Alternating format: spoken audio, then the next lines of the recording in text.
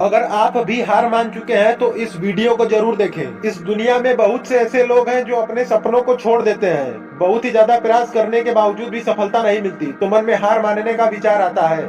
हम अपना उत्साह खो देते हैं, हर दिशा में ना उम्मीद ही दिखाई देती है, कुछ भी पॉजिटिव नजर नहीं आता, लगता है कि हार मान ले। यदि आप भी ऐसा सोच रहे हैं तो मैं कहूंगा कि नेवर गिव अप। फिर भी दोस्तों आप हार मान चुके हैं और आपको लगता है कि आप आगे कुछ नहीं कर पाएंगे तो मेरे इस वीडियो को पूरा जरूर देखिएगा। आपको नई उम्मीद और हार ना मानने की ताकत मिलेगी। तो दोस्तों इस वीडियो का देखने का फैसला आपने कर ही लिया है, इसका मतलब कि आप भी हार नहीं मान सकते और अभी भी आप प्रयास कर सकते हैं। दोस्तों आप अपने अंदर झांके देखिए, अपने अंदर शक्ति मौजूद है, उसे पहचानो, उसे अपने शरीर से बाहर निकालो। आप जो भी करना चाहते हो उसे कर सकते हो। एक विजेता बनना कोई मुश्किल काम नहीं है, हर व्यक्ति एक विजेता है। आपके अंदर एक विजेता है, उस विजेता का कहना है कि नेवर गिव अप। आप अभी निराश है, इसीलिए आप अपने लक्ष्य को छोड़कर जा रहे हैं।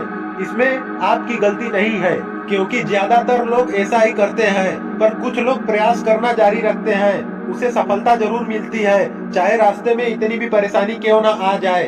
मंजिल उसी को मिलती है जो कभी गिव अप ना करे। जब आपने सपना देखा ही है तो उसे साकार करने के लिए आगे बढ़े।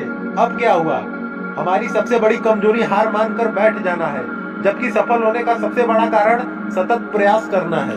आपके इरादे बुलंद होने चाहिए, तब तक हार मत मानो जब तक लक्ष्य की प्राप्ति न हो जाए। इसीलिए असफलता को इग्नोर करो, अपने काम में लगे रहो। डरना नहीं है बल्कि लड़ना है। अपने इरादे इतने मजबूत रखो कि हार मानने का विचार ही ना आए।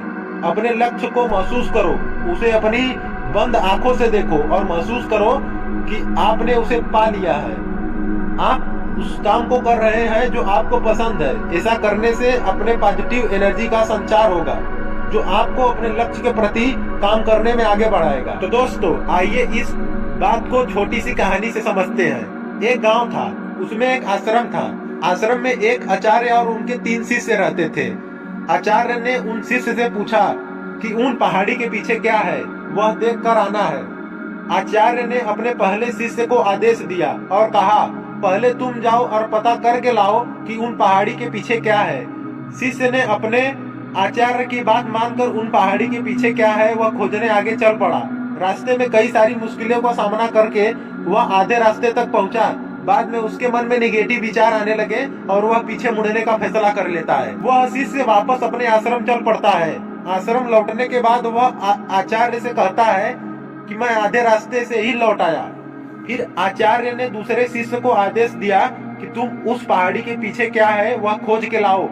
आचार्य के आदेश से वह दूसरा शिष्य अपने मार्ग पर चल पड़ा। पहले शिष्य की तरह उन्हें भी शुरुआती रास्ते में बहुत सारी कठिनाई और मुश्किलें आई, फिर भी वह आगे बढ़ा।